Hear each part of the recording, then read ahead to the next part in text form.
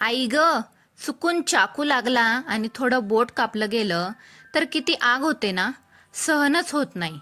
मंडळी, विचार करा, आपल्याला काही चिरताना एवढासा जरी कट लागला तरी आपण सगळं घर डोक्यावर घेतो. पण आपल्या महाराजांनी एक नाही, दोन नाही, तब्बल 40 दिवस अमानुष अत्याचार सहन केला. अरे, बोकडासारखं सोलावं तसं राजांचं कातडं सोलून काढलं. त्यावर मिठाचं पाणी टाकलं तर यातनांचा जाळ जाळ झाला नुसता. कुणीतरी यायचं, गुडघ्यांच्या वाट्या काढून न्यायचं. कुणीतरी यायचं, हाताची बोटं छाटायचं. कुणीतरी यायचं, तलवारीच्या पात्यानं माणसाचे लचके तोडायचं.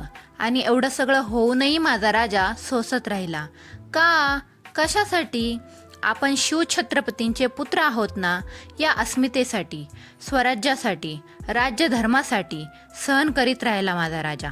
माफ करा महाराज, तुमचा इतिहास शाळेच्या पुस्तकात वाचायला मिळाला नाही. कदाचित याच कारणाने तुमचा त्याग आम्हाला लवकर कळाला नाही. आजपासून धर्मवीर संभाजी महाराजांचा बलिदान मास चालू झालेला आहे. तर माझं सर्वांना एकच सांगणं आहे, निर्व्यसनी रहा आणि फक्त प्रत्येक माऊलीचा आदर करा. ही शंभूराजांना योग्य आदरांजली ठरेल.